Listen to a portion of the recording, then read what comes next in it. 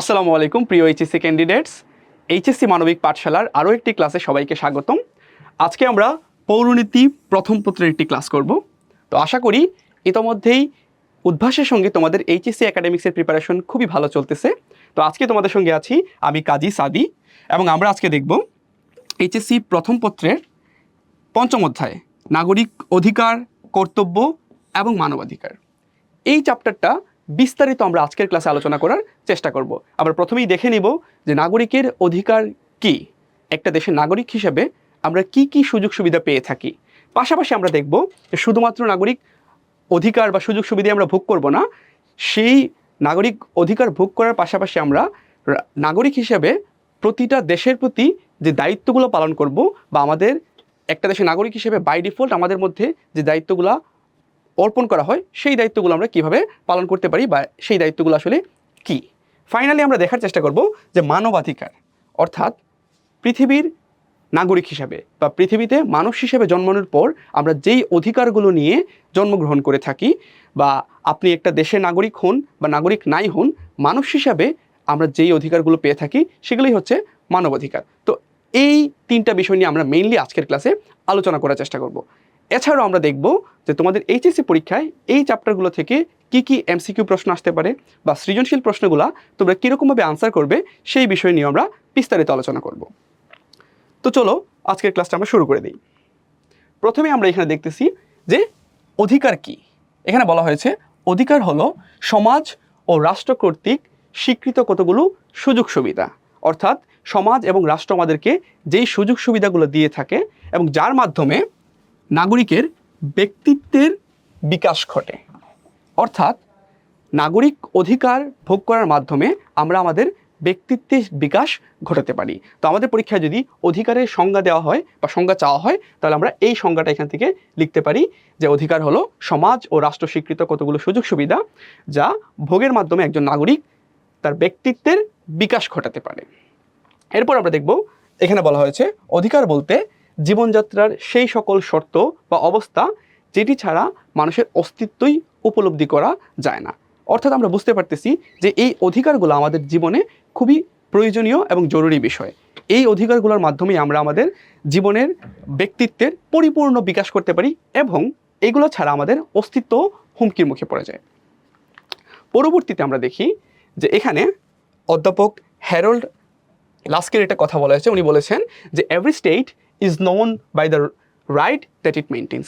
অর্থাৎ একটা দেশ তার নাগরিকের জন্য যেই সকল রাইট বা যেই সকল অধিকার তারা মেনটেন করে সেগুলোর দ্বারাই তারা বহির্বিশ্বে পরিচিত হয়। ফর এক্সাম্পল, আমরা যদি বাংলাদেশ এবং পশ্চিমা দেশের একটা দেশের কথা তুলনা করি, তাহলে আমরা বুঝতে পারি যে বাংলাদেশের কথা শুনলেই বহির্বিশ্বের একটা মানুষ বুঝতে পারবে যে এখানে হিউম্যান রাইটস ওইভাবে ফলো করা হয় না, এখানে অনেক ক্ষেত্রে হিউম্যান রাইটস ভায়োলেট করা হয়, বা এখানে আমেরিকাতে বা হচ্ছে স্ক্যান্ডিনেভিয়ান একটা দেশে যেই রকম সংবাদপত্রের স্বাধীনতা রয়েছে সেটা বাংলাদেশে ওইরকমভাবে নাই। তার মানে কি, আমরা বাংলাদেশে যেই অধিকারগুলো পাচ্ছি বা যেই অধিকারগুলো পাচ্ছি না সেটার মাধ্যমেই কিন্তু বাংলাদেশকে বাংলাদেশ পৃথিবীকে সেইভাবেই কিন্তু নিজেকে পরিচিত করে তুলতেছে। তেমনিভাবে আমরা যদি ইউএসের কথা চিন্তা করি, অনেক ক্রিটিসিজমই তাদের আছে, বাট স্টিল আমরা এটা জানি যে অ্যাটলিস্ট ওইখানে ফ্রিডম অফ স্পিচ রয়েছে, বা সাংবাদিকদের তাদের যে স্বাধীনতা সংবাদ প্রচার করার সেই স্বাধীনতাটা রয়েছে। ওইখানে আপনি চাইলে আপনার স্টেটসম্যান বা আপনার যে প্রেসিডেন্ট তারও সমালোচনা করতে পারবেন, কিন্তু বাংলাদেশে যেটা হয়তো অনেক ক্ষেত্রেই পসিবল না। হ্যাঁ, ডেফিনেটলি আমাদের স্বৈরাচার পরবর্তী সময়ে আমাদের সিচুয়েশন অনেকটাই চেঞ্জ হয়েছে, বাট আমরা যদি বাংলাদেশের বিগত বছরের ইতিহাস দেখি যে আমরা কিন্তু অনেক ক্ষেত্রে এই অধিকারগুলো থেকে বঞ্চিত ছিলাম। তার মানে বোঝা যাচ্ছে, বা এই জিনিসটা আমরা ক্লিয়ার হতে পারলাম যে এখানে হ্যারল্ড লাস্কি যে বিষয়টা বলেছেন যে কিভাবে অধিকার আমাদের দেশকে রিপ্রেজেন্ট করতে পারে, বা বহির্বিশ্বে অধিকার কিভাবে আমাদের দেশকে পরিচিত করে, সেই বিষয়টা আমরা এখানে বুঝতে পারলাম। পরবর্তীতে আমরা দেখব যে অধিকারের বৈশিষ্ট্য। সো একটা বিষয় বা একটা দাবি কখন অধিকার হইতে পারে, বা তার মধ্যে কি কি বিষয় বা কি কি গুণাবলী থাকলে আমরা সেটাকে অধিকার বলতে পারি, সেই বিষয়টি আমরা এখানে দেখব। প্রথমতই দেখেন এখানে বলা আছে সামাজিক ধারণা, অর্থাৎ অধিকারকে অবশ্যই সামাজিক হতে হবে। কোনো অসামাজিক কার্যক্রম বা কোনো ব্যক্তির একান্ত ইচ্ছা, অর্থাৎ আমি আজকে ঘুম থেকে উঠে যদি নতুন করে একটা দাবি সরকারের কাছে করি, তো সেটা হয়তো অধিকার হিসেবে প্রতিষ্ঠিত হবে না। কিন্তু একই বিষয় যেই দাবিটা আমি হয়তো করলাম সেটা যদি সামাজিকভাবে স্বীকৃত হয়, সমাজের মানুষজনের কাছে স্বীকৃত হয়, তাহলে এটা অধিকার হিসেবে প্রতিষ্ঠিত হতে পারবে। তার মানে অধিকার হওয়ার জন্য প্রথম আমাদের যে বৈশিষ্ট্য থাকা লাগবে সেটা হচ্ছে আমাদেরকে সামাজিক হতে হবে বা আমাদের দাবিটা সামাজিক হওয়া প্রয়োজন। দ্বিতীয়ত আমরা দেখব সমাজ ও রাষ্ট্র কর্তৃক স্বীকৃত বা সৃষ্টি। সো বিষয়টা হচ্ছে গিয়ে যে একটা দাবি বা মানুষের কোনো চাওয়া তখনই অধিকার হিসাবে স্বীকৃত হয় যখন এটা প্রথমে সমাজে এবং পরবর্তীতে রাষ্ট্র দ্বারা অফিসিয়ালি স্বীকৃতি পাবে। রাষ্ট্র দ্বারা স্বীকৃতি যদি না পায় তাহলে এটাকে কখনই আমরা আইনগত অধিকার বলতে পারবো না। এরপর আমরা দেখব এখানে বলা আছে সর্বজনীন কল্যাণ, অর্থাৎ এমন একটা দাবি অধিকার হতে পারে যেটা সর্বজন বা সকলের জন্য কল্যাণ বয়ে নিয়ে আসবে। নির্দিষ্ট কোনো ব্যক্তি, নির্দিষ্ট কোনো গোত্র বা নির্দিষ্ট কোনো জাতির কাজে লাগে, শুধুমাত্র তাদেরই কাজে লাগে, এইরকম কোনো দাবি বা এইরকম কোনো আকাঙ্ক্ষাই কখনো অধিকার হতে পারবে না। অধিকার হওয়ার জন্য যদি সেটা রাষ্ট্রের অধিকার হয়, সেই রাষ্ট্রের সর্বজন বা সকলের কাজে লাগবে বা সকলের জন্য কল্যাণ বয়ে আনবে, এইরকম একটা বিষয় কেবল অধিকার হতে পারে। ফাইনালি অধিকার হবে পরিবর্তনশীল, অর্থাৎ শাশ্বত অপরিবর্তনশীল বা সবসময় কনস্ট্যান্ট থাকে এই রকম কোনো কিছুই অধিকার হতে পারবে না। অধিকার সর্বদাই পরিবর্তনশীল হবে। ফর এক্সাম্পল, আমাদের আধুনিক যুগে যে অধিকারগুলো আমরা ভোগ করে থাকি, প্রাচীন যুগে এইগুলোর অনেক কিছুরই কিন্তু এক্সিস্টেন্স ছিল না।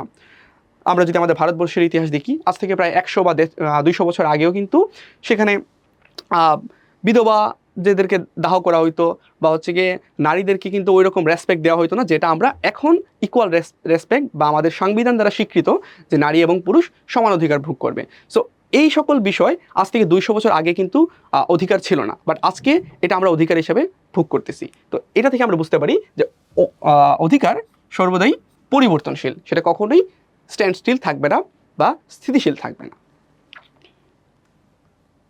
এরপর আমরা দেখি এখানে অধিকারকে কয়েকটা শ্রেণীতে ভাগ করা হয়েছে। তো এর ক্লাসিফিকেশনগুলো হলো, প্রথমত নৈতিক অধিকার এবং আইনগত অধিকার। এখানে এই চ্যাপ্টারে এমসিকিউতে তোমাদের কিছু কনফিউশন তৈরি হবে এই সকল বিষয়ের কারণে। কেননা পরীক্ষায় জিজ্ঞেস করবে যে অধিকার প্রধানত কয় প্রকার বা অধিকার মেইনলি আসলে কত প্রকার। তো সেই ক্ষেত্রে তোমাকে অবশ্যই 2 প্রকার অ্যান্সার করা লাগবে। এরপরে আমরা আবার দেখব যে এই আইনগত অধিকারকে আবার 3 ভাগে ভাগ করা হয়েছে। সো এখান থেকে কনফিউশন তৈরি হয়ে যেতে পারে যে আইনগত অধিকার কত প্রকার এবং অধিকার প্রধানত কত প্রকার।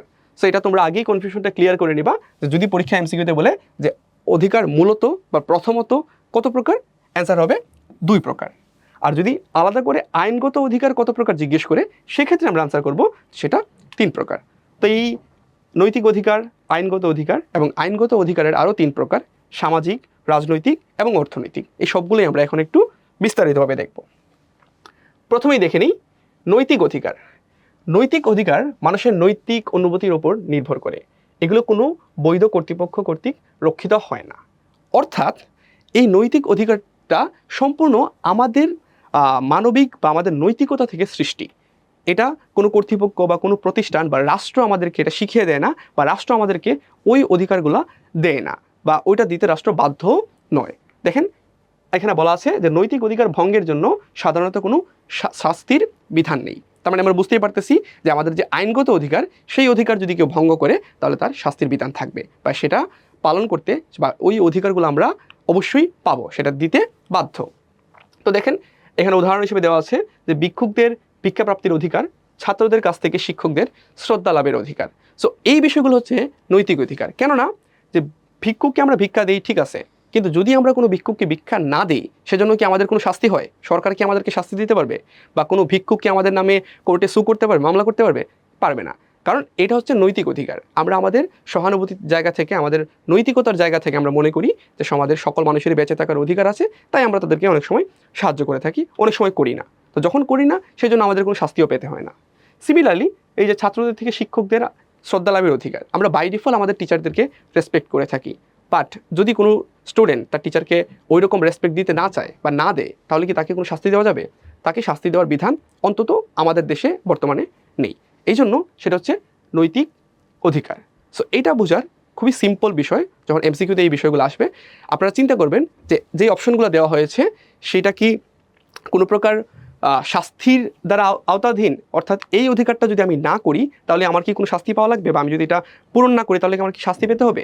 যদি অ্যান্সার হয় যে আমরা শাস্তি পাবো, তাহলে এটা নৈতিক অধিকার হবে না। আর যদি এমন কিছু হয় যেটার জন্য আমাদের আসলে শাস্তি দিতে পারবে না সরকার, বা কোনো কোর্ট আমাদেরকে এটার জন্য সাজা শোনাতে পারবে না, তখন এই বিষয়টা হয়ে যাবে নৈতিক অধিকার। আশা করি আপনারা বুঝতে পেরেছেন। এরপর আমরা দেখি আইনগত অধিকার। তো আইনগত অধিকার হচ্ছে গিয়ে নৈতিক অধিকারের অনেকটা বিপরীত।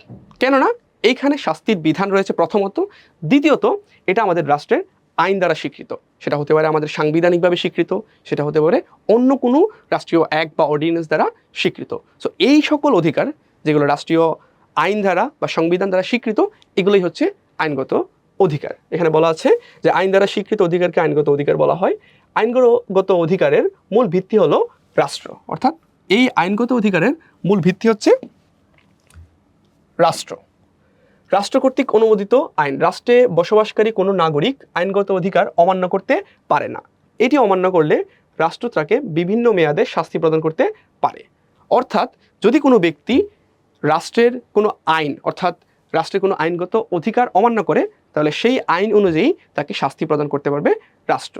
তাই বোঝাই যাচ্ছে যে নৈতিক অধিকার আমি পূরণ করতে বাধ্য নই, কিন্তু এই আইনগত অধিকারটা পূরণ করতে প্রতিটি নাগরিকই বাধ্য থাকবে। এবং এক্সাম্পল হিসেবে আমরা দেখতেছি যে স্বাধীনভাবে মত প্রকাশের অধিকার, এটা আমাদের রাষ্ট্রের সংবিধান দ্বারা স্বীকৃত।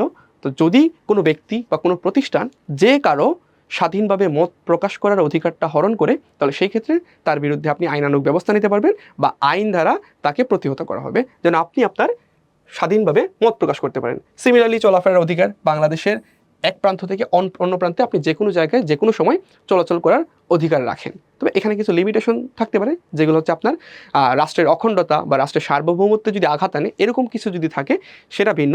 এছাড়া যে কোনো সময় যে কোনো জায়গায় আপনি চলাফেরা করার অধিকার রাখেন, সেটা রাষ্ট্রীয় আইন দ্বারা স্বীকৃত। ফাইনালি হচ্ছে সম্পত্তি ভোগের অধিকার, অর্থাৎ আপনার যদি কোনো ব্যক্তিগত সম্পত্তি থাকে সেটা আপনি নিজের মতো করে ভোগ করতে পারবেন, সেই অধিকার আমাদের রাষ্ট্র আইনগতভাবে আপনাকে স্বীকৃতি দিচ্ছে। তারপর আমরা দেখব যে এই আইনগত অধিকারকে যে তিনটা ভাগে ভাগ করা হয়েছে।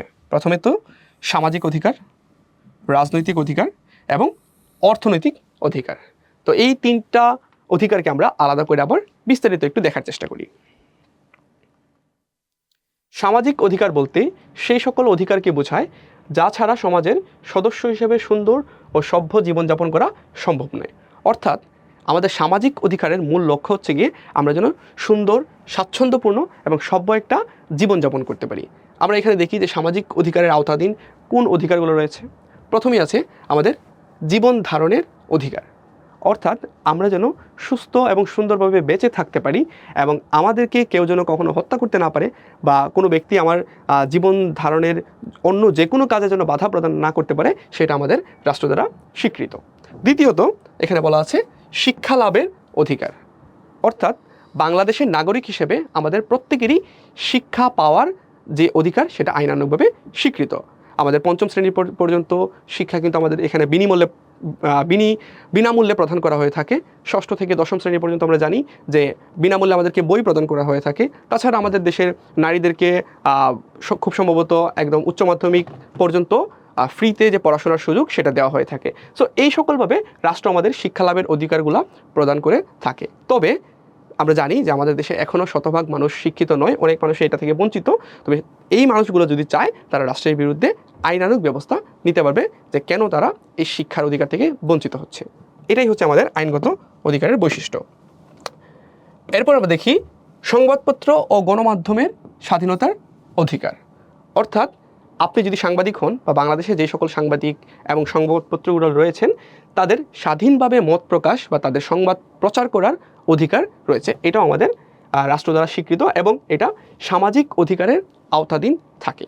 সো এই বিষয়গুলো আমরা যখন পড়ব তখন আমরা এমসিকিউ এবং সৃজনশীলের কথা মাথায় রেখে পড়ব। কীরকমভাবে যে আমরা একটু এই জিনিসগুলো মনে রাখার চেষ্টা করব যে সামাজিক অধিকারের আওতাধীন কোনগুলা এবং অর্থনৈতিক অধিকারের আওতাধীন কোনগুলা এবং অন্য যেগুলো আছে সেইগুলা কোনগুলা। তো সেক্ষেত্রে কী হবে, যখন আমাদের সৃজনশীল প্রশ্নগুলো কীরকম থাকে যে একটা কনটেক্সট আমাদের দিয়ে দেওয়া হলো যে ফর এক্সাম্পল রহিম এই কাজটি করেছে বা রহিম এই অধিকার থেকে বঞ্চিত হয়েছে, তো আপনাকে গ নম্বরে দিতে পারে যে রহিমের অধিকারটি কোন অধিকারের আওতাধীন ব্যাখ্যা করো, বা এটা কেন সামাজিক অধিকার, এইরকম ব্যাখ্যা করো। সো এই বিষয়গুলো যদি আমরা মনে রাখতে না পারি বা আমাদের মনে না থাকে, তাহলে হয়তো আমরা সৃজনশীলটা সুন্দর করে গুছিয়ে লিখতে পারবো না। সো এটার জন্য আমরা এটা মনে রাখার চেষ্টা করব। তারপর আমরা দেখি আমাদের আর কী সামাজিক অধিকার রয়েছে।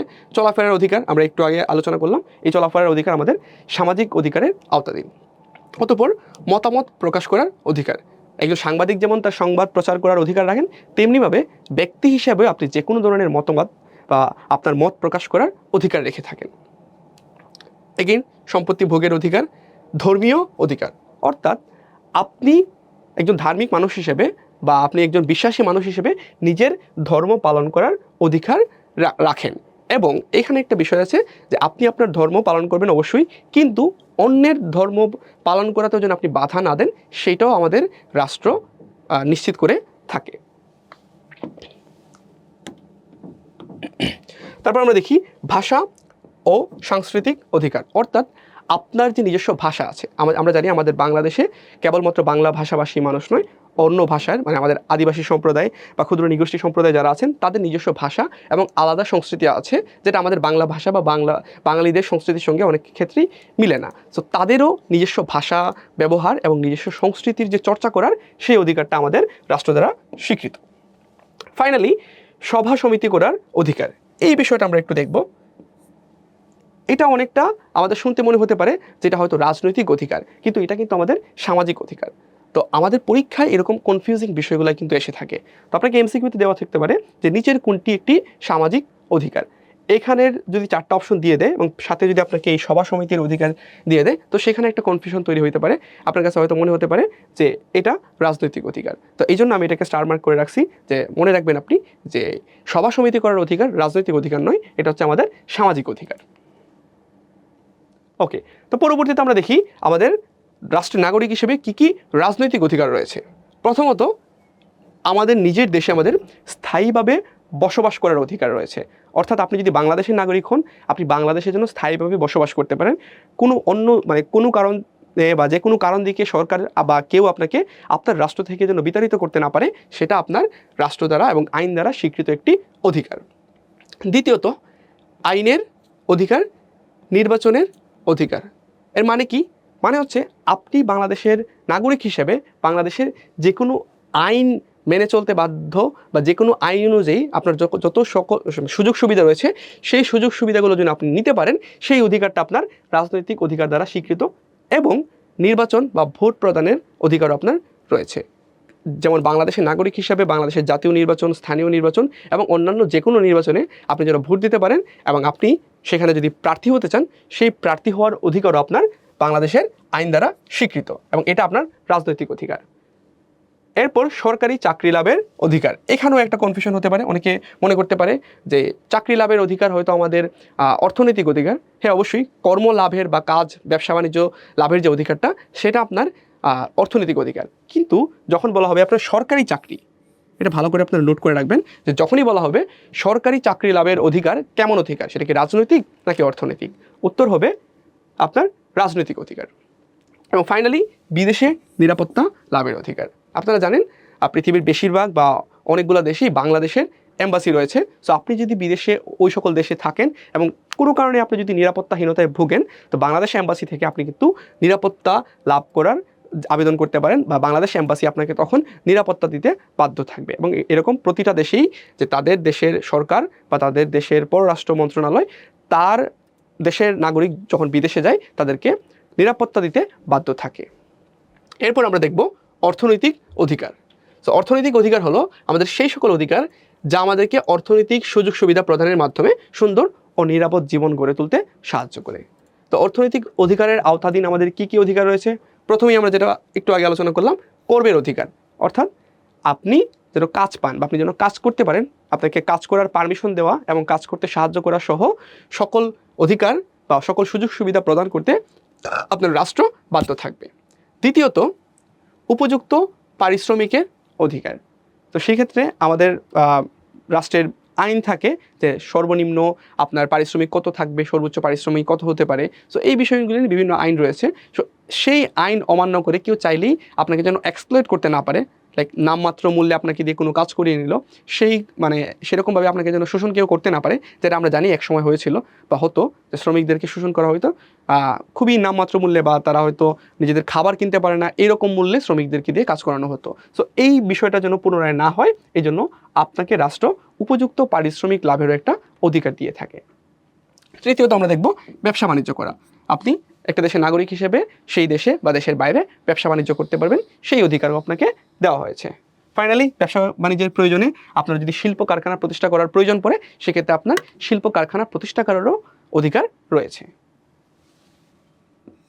এবং অবকাশ যাপনের অধিকার, এর মানে কি, আপনার যেমন কাজ করার অধিকার রয়েছে, তেমনিভাবে ওই কাজ থেকে ছুটি পেয়ে আপনি ছুটি কাটানোর অধিকারও আপনার রয়েছে। বাংলাদেশের কোনো সরকারি বা বেসরকারি কোনো কোম্পানি চাইলে আপনাকে দিয়ে 365 দিন কাজ করতে পারবে না। তাকে অবশ্যই বাধ্যতামূলকভাবে আপনাকে তার সাপ্তাহিক ছুটি বা বাৎসরিক যে ছুটি বা আপনার হচ্ছে বিভিন্ন উৎসবের যে ছুটি রয়েছে, সেই অবকাশের বা সেই অবকাশ যাপনের জন্য আপনাকে সুযোগ করে দেওয়া লাগবে, বা সেই ছুটি আপনাকে প্রদান করতে প্রতিটা প্রতিষ্ঠান বাধ্য থাকবে। তো এটাই হচ্ছে আপনার অবকাশ যাপনের অধিকার। এরপরে আমরা দেখি যে নাগরিক হিসেবে আমরা রাষ্ট্র থেকে এই যে সকল অধিকার পেয়ে থাকি বা পাওয়ার যোগ্য, সেই অধিকারগুলা কিভাবে রক্ষা করা যায় এবং এর রক্ষা কবচ কোনগুলো। প্রথমত এখানে বলা হয়েছে আইন। আইন কেন গুরুত্বপূর্ণ? কারণ একটা দেশে যদি আইন না থাকে বা একটা দেশের মানুষ যদি আইনের প্রতি শ্রদ্ধাশীল না হয়, আইন মেনে না চলে, সেক্ষেত্রে সেই দেশে অধিকার প্রতিষ্ঠা করা সম্ভব হবে না। কেননা আমাদের যে আইনগত অধিকার রয়েছে তার মূল চালিকা শক্তি বলতে পারেন সেটা হচ্ছে আইন। কারণ মানুষ ওই সরকার তাদেরকে ওই অধিকারগুলো দিয়ে থাকে এই জন্যই, কারণ এটা আমাদের আইনে বলা রয়েছে, সেটা আমাদের সংবিধানে বলা রয়েছে। তো একটা দেশে যদি আইন না থাকে তাহলে তাদের অধিকারও স্বীকৃত থাকবে না, সেটা তখন নৈতিক অধিকারের মতো হয়ে যাবে, যে আমার ইচ্ছা যদি হয় তাহলে আমি পূরণ করব, ইচ্ছা না হলে আমি করব না, কারণ এখানে কোনো আইন নেই বা সেখানে কোনো শাস্তির বিধান থাকবে না। তো এই জন্য যদি নাগরিকের অধিকার প্রতিষ্ঠা করতে হয়, সেক্ষেত্রে আমাদের অবশ্যই অবশ্যই ওই দেশটিতে আইন থাকা বাধ্যতামূলক। পরবর্তীতে গণতন্ত্রের চর্চা। তো নাগরিকের অধিকার রক্ষার ক্ষেত্রে গণতন্ত্রের চর্চা কেন গুরুত্বপূর্ণ? একটা দেশের সরকার যখন স্বৈরাচারী হয়ে যায়, তখনই কিন্তু সে চাইলে নাগরিকের অধিকার ক্ষুণ্ণ করতে পারে বা নাগরিকের অধিকার হরণ করার সেই সুযোগটা পেয়ে যায়। কিন্তু যেই সকল দেশে গণতন্ত্রের চর্চা করা হয়, সেখানে রাষ্ট্রের সর্বময় ক্ষমতার অধিকারী হয় নাগরিক। সো যেখানে রাষ্ট্রের নাগরিক সে নিজেই তার সরকার গঠনে বা সরকার পরিচালনায় কাজ করতেছে বা প্রত্যক্ষ ভূমিকা পালন করতেছে, সেই ক্ষেত্রে নাগরিক নিজে কখনোই তার নাগরিক অধিকার হরণ করবে না, বা তার নাগরিক অধিকার প্রতিষ্ঠিত যেন না হয় সেই রকম কোনো কাজ কিন্তু তারা করবে না। এবং সরকার বা গণতান্ত্রিকভাবে নির্বাচিত সরকার যদি কোনো কারণে সেই চেষ্টা করে, তাহলে জনগণ চাইলেই কিন্তু সেই সরকারের পতন ঘটিয়ে নতুন সরকার গঠন করতে পারে। এই জন্য রাষ্ট্রের নাগরিক অধিকারগুলো বাস্তবায়ন করার জন্য গণতন্ত্রের চর্চা অত্যন্ত গুরুত্বপূর্ণ। তারপর আমরা দেখি সংবিধান কর্তৃক মৌলিক অধিকার সংরক্ষণ করা। অর্থাৎ যদি মানুষের যে নাগরিক অধিকার রয়েছে সেগুলো আমরা বাস্তবায়ন করতে চাই বা সেই বিষয়গুলো আমরা চর্চা করতে চাই, তাহলে অবশ্যই সংবিধান দ্বারা এগুলো স্বীকৃত হওয়া লাগবে। যেমন আমরা জানি আমাদের বাংলাদেশের সংবিধানে আমাদের চলাফেরার অধিকারকে স্বীকৃতি দেওয়া হয়েছে, আমাদের আইনের দৃষ্টিতে সকল মানুষ সমান থাকবে সেই স্বীকৃতি দেওয়া হয়েছে, আমাদের প্রতিটা মানুষ যেন তাদের নিজস্ব সংস্কৃতি ভাষা চর্চা করতে পারে সেই অধিকার কিন্তু আমাদের বাংলাদেশের সংবিধানে তারা স্বীকৃত। এবং বাংলাদেশের সকল নাগরিক যেন শিক্ষা, চিকিৎসা এবং অন্যান্য বাসস্থান সহ যাবতীয় মৌলিক অধিকার যেন তারা পেয়ে থাকে, সেই জিনিসটা কিন্তু বাংলাদেশের সংবিধান দ্বারা স্বীকৃত হওয়া উচিত বা সংবিধান দ্বারা স্বীকৃতি দেওয়া হয়েছে। সো একটা দেশে অবশ্যই তারা যদি অধিকার বাস্তবায়ন করতে চায়, তাহলে তাদের সংবিধান দ্বারা তাদের মৌলিক অধিকারগুলো বাস্তবায়ন করতে হবে। অতঃপর আমরা দেখি আইনের শাসন বাস্তবায়ন। তো প্রথমে আমরা দেখলাম যে আইন থাকা যেমনটা বাধ্যতামূলক, তেমনিভাবে আইন অনুযায়ী ওই দেশটাকে শাসন করা বা আইনের যে অনুশাসন সেইটাও এক্সিস্ট করা তেমনভাবেই গুরুত্বপূর্ণ। কেননা যদি কেবলমাত্র আইন থাকে এবং সেই আইন যদি ফলো করা না হয় বা সেই আইন যদি বাস্তবায়ন না হয়, তাহলে অনেক ক্ষেত্রেই যে কারণে মানুষ অন্যের অধিকারে হরণ বা হস্তক্ষেপ করে না, সেটা হচ্ছে শাস্তির ভয়। তো আমার দেশে যদি এমন হয় যে আমি অন্য কারো অধিকার চাইলেই ক্ষুণ্ণ করতে পারতেছি এবং আমার কোনো শাস্তি হচ্ছে না বা আমার কোনো বিচার হচ্ছে না, সেই ক্ষেত্রে দেখা যাবে যে নাগরিকরা সেই মোটিভেশনটাই পাবে না যে আমরা অন্যের অধিকার হস্তক্ষেপ করা থেকে বিরত থাকি। সো নাগরিক যেন একে অন্যের প্রতি শ্রদ্ধাশীল হয়, একে অন্যের অধিকার আদায়ে যেন মানে সহযোগিতা করে, সেই জন্য অবশ্যই আমাদের আইনের শাসন বাস্তবায়ন করা জরুরি। এরপর আমরা দেখি জনসচেতনতা। একটা দেশের জনগণ যদি সচেতন না থাকে যে তাদের কি কি অধিকার রয়েছে বা তাদের কি কি অধিকার প্রাপ্য, সেক্ষেত্রে তারা কখনোই তাদের অধিকারটা পরিপূর্ণভাবে গ্রহণ করতে পারবে না। যখন তাদের জনগণ সচেতন থাকবে তখনই কিন্তু তারা তাদের অধিকার সম্পর্কে আলোচনা করবে, তারা তাদের অধিকার নিয়ে দাবি প্রকাশ করবে এবং পরিপূর্ণ তাদের যে নাগরিক অধিকার রয়েছে সেটা তারা চর্চা করতে পারবে। তো এই জন্য জনসচেতনতা অন্যতম গুরুত্বপূর্ণ একটি রক্ষা কবচ। ফাইনালি আমরা দেখি ক্ষমতা স্বতন্ত্রীকরণ নীতির বাস্তবায়ন।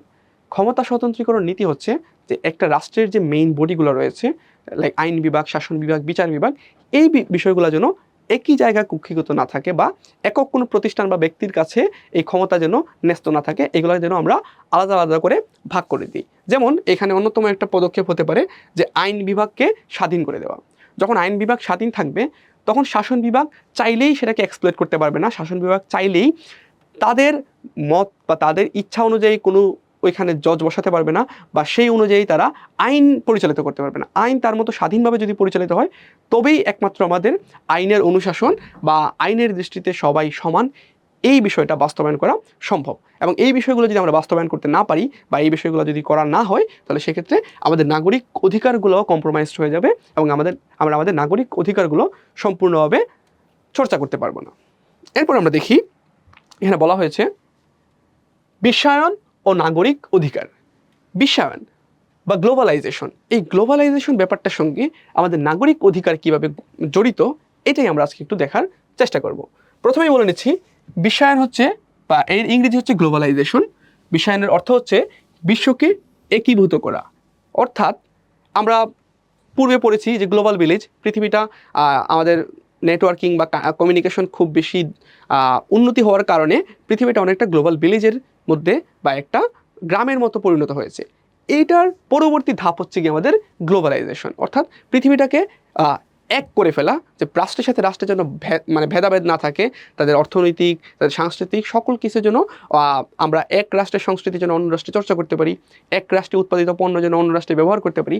এই সকল বিষয়ের মাধ্যমে আমরা পৃথিবীটাকে যেন মানে গ্লোবালাইজড করতে পারি এবং একক একটা সত্তায় পরিণত করতে পারি। এটাই হচ্ছে মূলত বিশ্বায়নের ধারণা। এখানে বলা আছে বিশ্বায়নের মূল কথা হচ্ছে বাণিজ্য নীতি বা কৌশল অবলম্বন।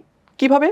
যে এক দেশের বাণিজ্য যখন অপর দেশের সাথে যুক্ত হয় তখনই আমরা দেখি যে আমরা ওই দেশের সংস্কৃতি বা ওই দেশের যত সুযোগ সুবিধা রয়েছে সেইগুলো কিন্তু আমরা নিজেরাও ব্যবহার করতে পারি, আমরা নিজেরাও পেয়ে থাকি। তো দেখেন এখানে লেখা আছে যে এক দেশের বাণিজ্য অপর দেশের বাণিজ্যের সাথে যুক্ত হওয়ার কিংবা বাণিজ্যের ক্ষেত্রে কোনো রকম বাধা নিষেধ আরোপিত না হওয়ার যে প্রক্রিয়া, সেটাই হচ্ছে বিশ্বায়ন। এখন কথা হচ্ছে গিয়ে এই বিষয়টা কেন জরুরি? কেননা আমরা যদি অন্য দেশের সাথে ব্যবসা বাণিজ্য না করি বা অন্য দেশের যেই উৎপাদিত পণ্য বা অন্য দেশের যে সেবাগুলো রয়েছে সেইগুলো যদি আমরা ব্যবহার না করি তাহলে আমরা দেখা যাবে যে আমরা বহির্বিশ্ব থেকে বা পৃথিবী থেকে অনেকটা পিছিয়ে থাকবো। কেননা একটা দেশের পক্ষে এককভাবে সকল কিছু আবিষ্কার, সকল কিছু উৎপাদন, সকল সেবা প্রদান করা সম্ভব নয়। তো সেক্ষেত্রে আমরা যদি আমাদের ওপেন মার্কেট রাখি বা মুক্ত বাজার আমাদের জন্য খোলা রাখি, সেই ক্ষেত্রে দেখা যায় যে যদি একটা প্রোডাক্ট বা একটা সেবা আমাদের আমেরিকান হয়ে থাকে, বাংলাদেশে যদি এটা উৎপন্ন না হয়ে থাকে, আমরা আমেরিকান বিজনেসদেরকে যদি আমরা অ্যালাউ করি তারা বাংলাদেশে এসে সেই সেবাটা কিন্তু দিতে পারতেছে এবং বাংলাদেশের নাগরিক হিসেবে আমরা সেই সেবাটা নিতে পারতেছি।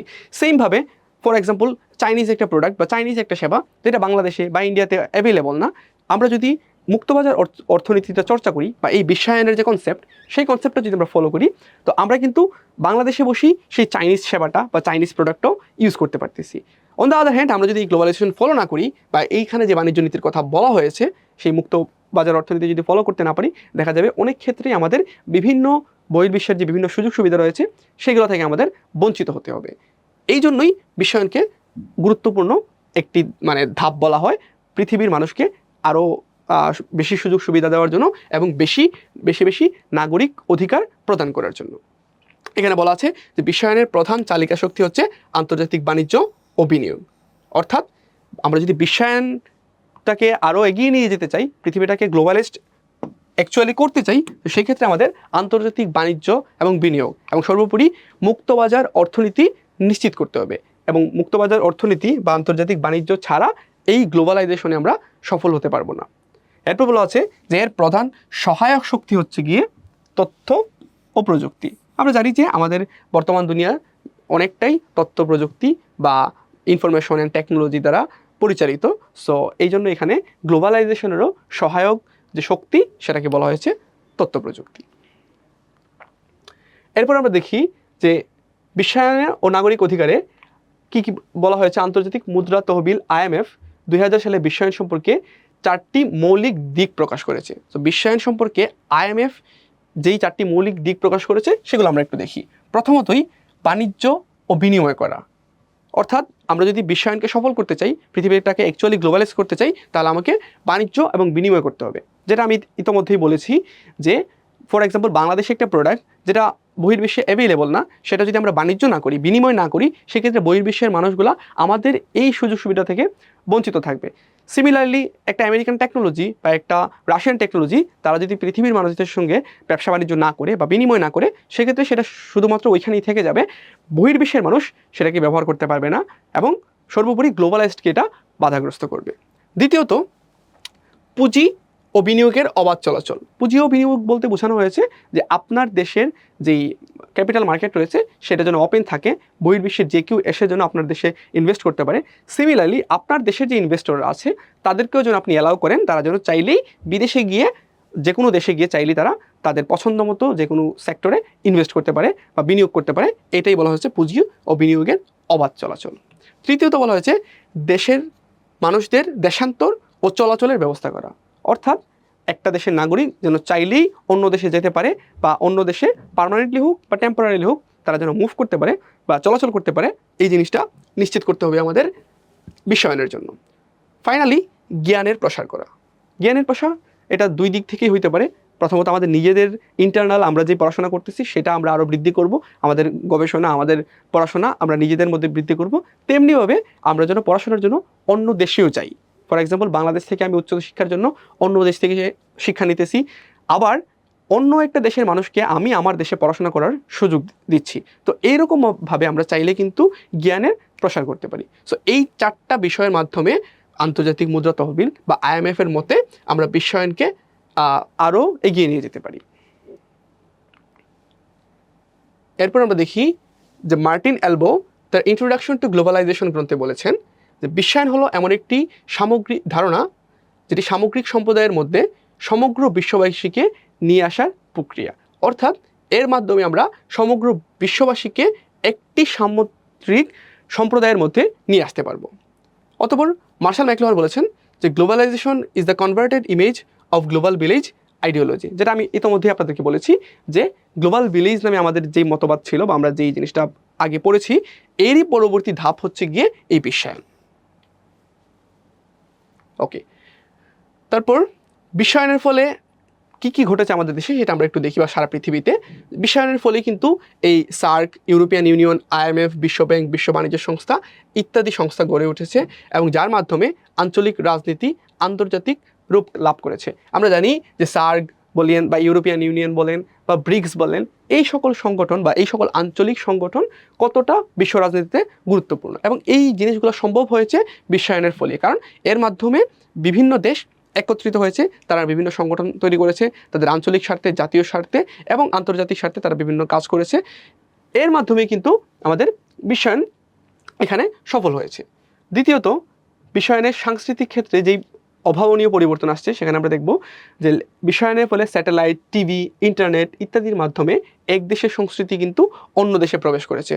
আপনারা সহজেই এটা বুঝতে পারবেন যে আমাদের দেশের মানুষজন কতটা হচ্ছে গিয়ে ইন্ডিয়ান কালচার দ্বারা প্রভাবিত। আমরা ম্যাক্সিমাম মানুষই হয়তো বাংলাদেশি যেই সাংস্কৃতিক বিষয়গুলো আছে, লাইক আপনি নাটক, সিনেমা, গান এই সকল বিষয় বলেন, যে আমরা বাংলাদেশি যতটা না ফলো করি তার থেকে বেশি আমরা অনেক ক্ষেত্রে বলিউডের জিনিসপত্র বা ইন্ডিয়ান যেই এই কালচারাল সেক্টরগুলো আছে এগুলো আমরা কিন্তু বেশি ফলো করে থাকি। সো এইটা সম্ভব হয়েছে শুধুমাত্র বিশ্বায়নের ফলে। আবার অনেকেই কিন্তু নেটফ্লিক্স বলেন বা আমেরিকান অ্যান্ড ওয়েস্টার্ন যে কালচার সেই বিষয়গুলো কিন্তু ফলো করে থাকেন সো বাংলাদেশে বসি। তো এই বিষয়গুলো কীভাবে সম্ভব হয়েছে? শুধুমাত্র বিশ্বায়নের ফলে, কারণ এই বিশ্বায়নের ফলে কিন্তু আমরা তাদের দেশের সংস্কৃতি সম্পর্কে জানতে পেরেছি। সিমিলারলি বাংলাদেশি যেই ক্রিয়েটররা আছেন তারাও কিন্তু তাদের যেই সৃষ্টিকর্মগুলো আছে সেগুলো বহির্বিশ্বের কাছে ফুটাই তুলতে পারতেছেন, সেটা অস্কারের মাধ্যমে হোক, সেটা কান চলচ্চিত্র উৎসবের মাধ্যমে হোক, বিভিন্ন উৎসবের মাধ্যমে তারা কিন্তু তাদের সাংস্কৃতিক যে বিষয়গুলো সেগুলো বহির্বিশ্বের কাছে নিয়ে যেতে পারতেছেন, এবং এই সকল বিষয়ের ক্ষেত্রেই বিশ্বায়নকে ক্রেডিট দেওয়া হয়। এরপর বলা হয়েছে সাম্যের অধিকার, সংবাদপত্রের স্বাধীনতা, স্বাধীনভাবে মত প্রকাশের অধিকার, ভোট প্রদানের অধিকার, ধর্ম পালনের অধিকার ইত্যাদি অধিকার নিশ্চিত করার ক্ষেত্রেও বিশ্বায়নের ভূমিকা রয়েছে। কিভাবে? যে আমরা দেখি যে বাংলাদেশে যখনই কোনো কোথাও হিউম্যান রাইট ভায়োলেট করা হয়, বা বাংলাদেশে যখন নির্বাচন ব্যবস্থাগুলোকে কম্প্রোমাইজ করে দেওয়া হয়, বা অন্যান্য মানুষের যে অধিকার রয়েছে সেই অধিকারগুলো যখন কম্প্রোমাইজ হয়, তখন বহির্বিশ্বের বিভিন্ন সংগঠন, বহির্বিশ্বের বিভিন্ন রাষ্ট্রপ্রধান কিন্তু এইটা নিয়ে মতবাদ দেন, বা এটা নিয়ে তারা কিন্তু কনসার্ন প্রকাশ করেন। তো এর মাধ্যমে বাংলাদেশ সরকার বা বাংলাদেশের নাগরিককে একটা চাপ সৃষ্টি করা হয় যে তারা যেন এই অধিকারগুলো হরণ না করে এই অধিকারগুলো যেন বাংলাদেশের নাগরিক পেয়ে থাকে। তো সেখানে আমরা বলতেই পারি যে এই বিশ্বায়নের মাধ্যমেই কিন্তু বাংলাদেশের এই অধিকারগুলো, বা অন্যান্য দেশে পৃথিবীর যেই দেশগুলোতে এই অধিকারগুলো প্রতিষ্ঠিত না, সেখানে যেন সেই অধিকারগুলো প্রতিষ্ঠিত করা হয়, সেই ক্ষেত্রে কনসার্ন বা সেই ক্ষেত্রে আরও চাপ প্রয়োগ করার মাধ্যমে সেই বিষয়গুলোকে এগিয়ে নিতে সাহায্য করে। তারপর আমরা দেখব বাংলাদেশে নাগরিক অধিকার। গণপ্রজাতন্ত্রী বাংলাদেশের সংবিধানে নাগরিক অধিকার সম্পর্কে বলা হয়েছে, বা এর ৩য় ভাগের ২৭ নং অনুচ্ছেদ থেকে ৪৭ নং অনুচ্ছেদে নাগরিক অধিকার নিয়ে বলা হয়েছে। এই অধিকারগুলো কি কি আমরা একটু দেখব। বইয়ে আমাদের অনেকগুলোই দেওয়া আছে, আমরা এখানে ইম্পর্টেন্ট কয়েকটা অধিকার নিয়েই একটু আলোচনা করব। প্রথমেই আইনের দৃষ্টিতে সবাই সমান। বাংলাদেশের সংবিধানে বলা আছে যে বাংলাদেশে জাতি, ধর্ম, বর্ণ, নারী, পুরুষ সকলেই আইনের দৃষ্টিতে সমানভাবে বিবেচিত হবে, কাউকে বড় করে বা কাউকে ছোট করে দেখা হবে না। দ্বিতীয়ত, ধর্ম, বর্ণ, গোষ্ঠী এবং বিভিন্ন কারণে যে বৈষম্য রয়েছে বা বৈষম্য একসময় ছিল, সেই বৈষম্য দূর করার নিশ্চয়তা দেওয়া হয়েছে আমাদের সংবিধানে। অতঃপর সরকারি নিয়োগ লাভের সুযোগের সমতা, অর্থাৎ সরকারি নিয়োগ পাওয়ার ক্ষেত্রে যে বাংলাদেশ সরকার যে সুযোগ দিয়ে থাকে সেই সুযোগে সমতা থাকবে, সবাই যেন সমান সুযোগ সুবিধা পেয়ে থাকে সেটা নিশ্চিত করা হবে।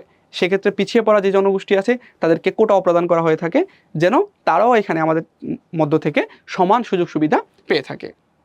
অতঃপর আইনের আশ্রয় লাভের অধিকার, অর্থাৎ বাংলাদেশের কোনো মানুষ যদি কখনো নির্যাতিত, অত্যাচারিত বা শোষিত হয়, সেক্ষেত্রে তারা যেন আইনের আশ্রয় নিতে পারে, সেই অধিকারও বাংলাদেশের সংবিধানে দেওয়া হয়েছে। জীবন ও ব্যক্তি স্বাধীনতার অধিকার সংরক্ষণ, আমাদের মানুষের জীবন আমরা যেন সুস্থভাবে বেঁচে থাকতে পারি, এবং এই সুস্থভাবে বেঁচে থাকার মধ্যে আমাদের যে ব্যক্তি স্বাধীনতা রয়েছে সেই অধিকারটাকেও বাংলাদেশের সংবিধানে স্বীকৃতি দেওয়া হয়েছে। চলাফেরার স্বাধীনতা, যা আমরা ইতিমধ্যে আলোচনা করেছি, যে আমরা বাংলাদেশের নাগরিক হিসেবে বাংলাদেশের এক প্রান্ত থেকে অন্য প্রান্তে যখন যে কোনো সময় চলাফেরা করার বা যাওয়া আসার এই অধিকারটা রেখে থাকি, যেটা বাংলাদেশের সংবিধান দ্বারা স্বীকৃত।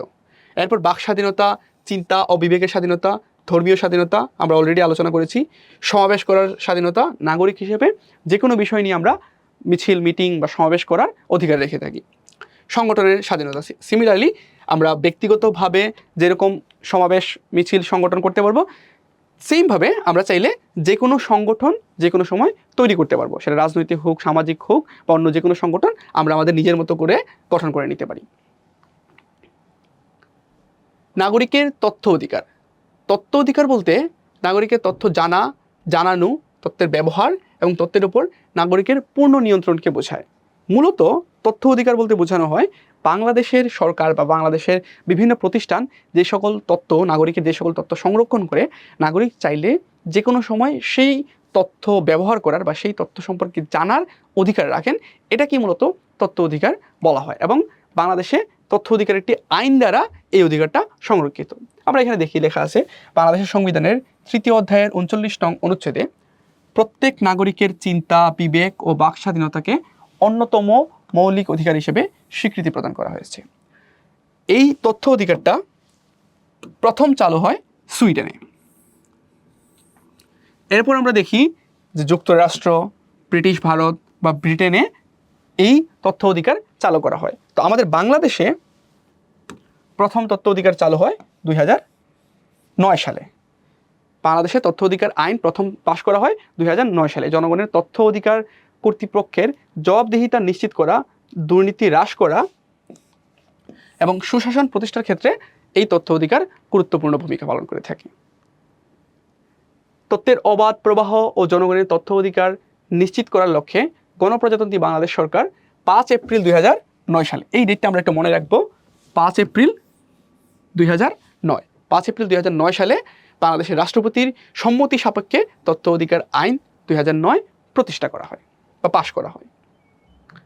তারপর আমরা দেখি যে এই আইনের 2 চ ধারা অনুযায়ী তথ্য বলতে যে কোনো কর্তৃপক্ষের গঠন কাঠামো ও দাপ্তরিক কর্মকাণ্ড সংক্রান্ত যে কোনো স্মারক বই, নকশা, মানচিত্র, চুক্তি, তথ্যপত্র, বিজ্ঞপ্তি, দলিল, অডিও, ভিডিও সহ যে কোনো ধরনের তথ্যকে বোঝানো হয়ে থাকে। এরপর বলা আছে যে আইনের 4 ধারা অনুযায়ী আইনের বিধানাবলী সাপেক্ষে কর্তৃপক্ষের কাছ থেকে প্রত্যেক নাগরিকের তথ্য লাভের অধিকার থাকবে এবং কোনো নাগরিকের অনুরোধের পরিপ্রেক্ষিতে সংশ্লিষ্ট কর্তৃপক্ষ তাকে সেই তথ্য সরবরাহ করতে বাধ্য থাকবে। যেটা আমি বলেছি যে কোনো কর্তৃপক্ষের কাছে বাংলাদেশের যে কোনো নাগরিক যদি কোনো প্রকার তথ্য চেয়ে থাকে বা তথ্য চেয়ে আবেদন করে, সেই ক্ষেত্রে ওই সংশ্লিষ্ট কর্তৃপক্ষ তাকে তার চাহিদা অনুযায়ী বা তার আবেদন অনুযায়ী সেই তথ্য প্রদান করতে বাধ্য থাকবে।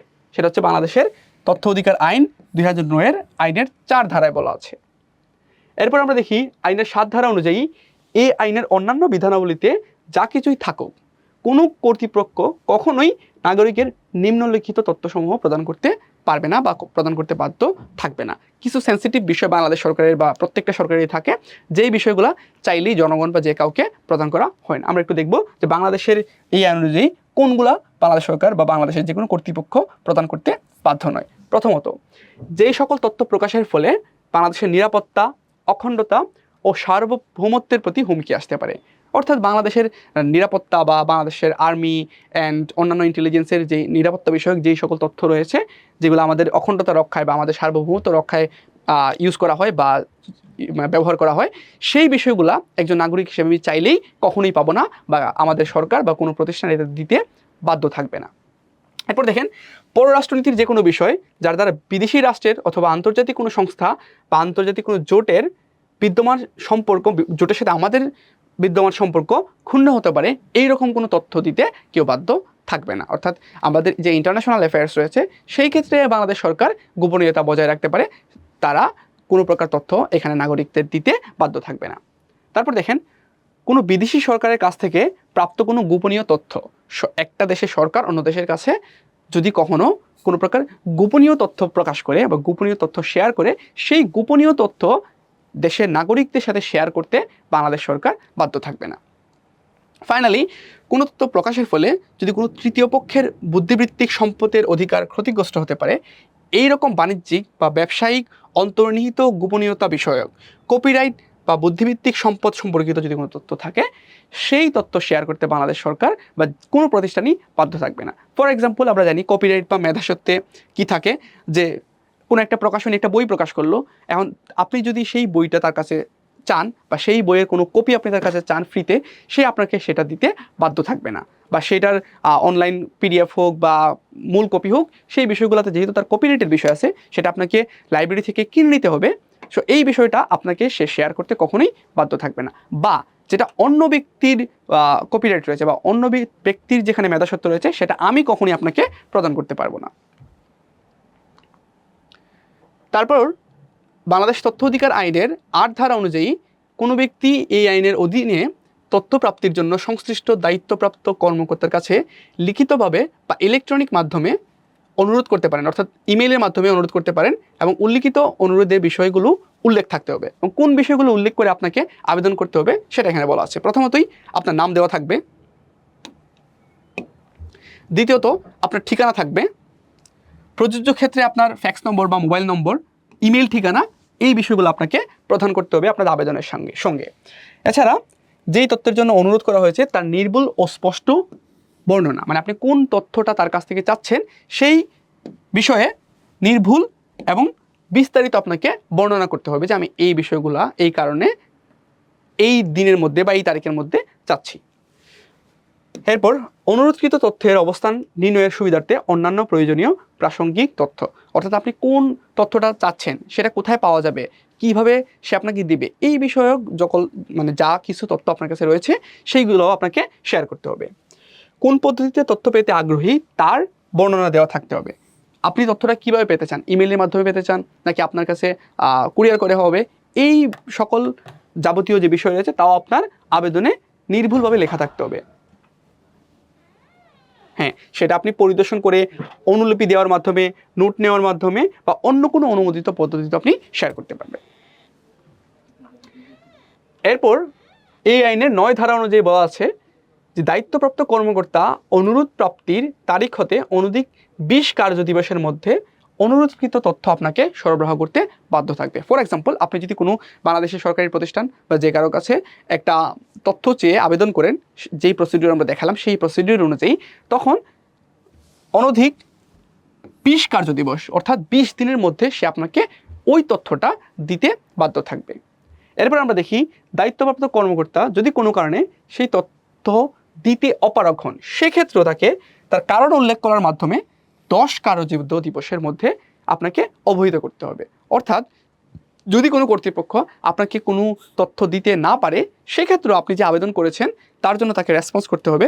10 দিনের মধ্যেই আপনাকে জানানো লাগবে যে এই সেন্সিটিভ কারণে বা এই সকল কারণে আমরা আপনাকে তথ্যটা দিতে পারতেছি না। ফাইনালি এখানে বলা আছে যদি অনুরোধকৃত তথ্য কোনো ব্যক্তির জীবন মৃত্যু, গ্রেফতার, কারাগার থেকে মুক্তি সম্পর্কিত হয়, সেই ক্ষেত্রে ওই দায়িত্বপ্রাপ্ত ব্যক্তি আপনার তথ্যটি 24 ঘন্টার মধ্যেই প্রদান করতে বাধ্য থাকবেন। তাহলে আমরা দেখলাম, প্রথমত আপনি যদি কোনো নর্মালি আবেদন করে থাকেন তাহলে আপনার সেই তথ্যটা 20 দিনের মধ্যে আপনি পেয়ে যাবেন, আর যদি সেটা দেওয়া সম্ভব না হয় সেক্ষেত্রে আপনাকে 10 কার্য দিবসের মধ্যে অবহিত করা হবে যে সেই তথ্যটা দেওয়া সম্ভব হচ্ছে না।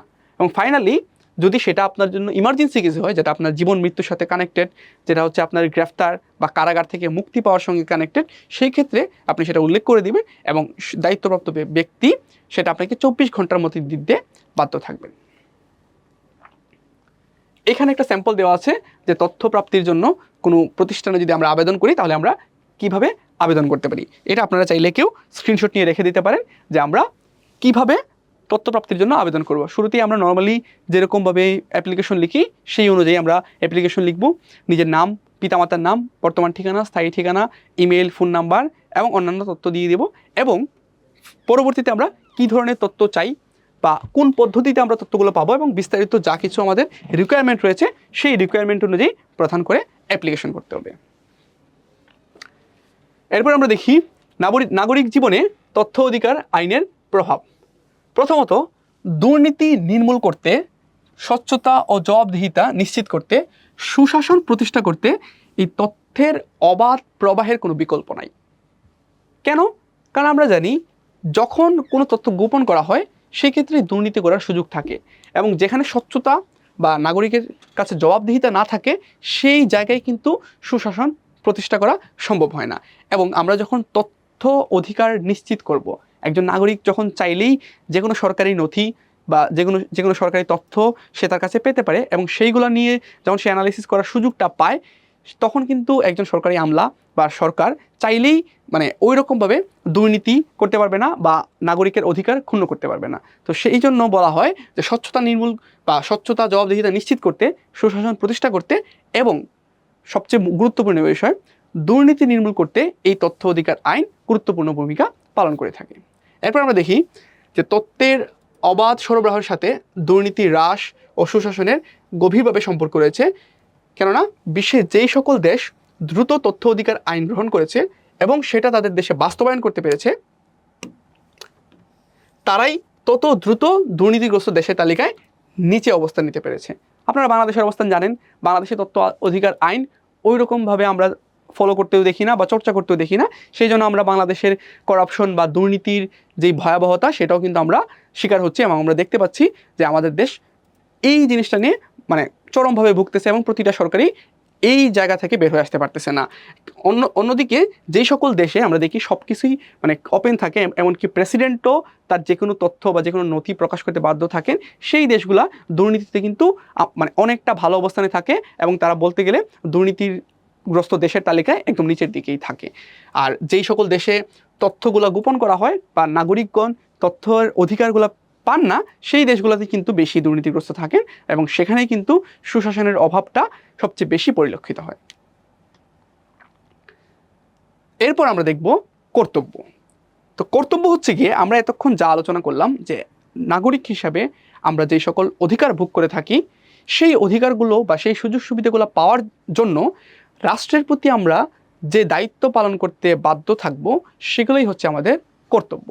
দেখেন এখানে লেখা আছে, রাষ্ট্র কর্তৃক প্রদত্ত অধিকার ভোগের বিনিময়ে নাগরিকদের রাষ্ট্রের প্রতি যে সকল দায়িত্ব পালন করতে হয় তাই হচ্ছে কর্তব্য।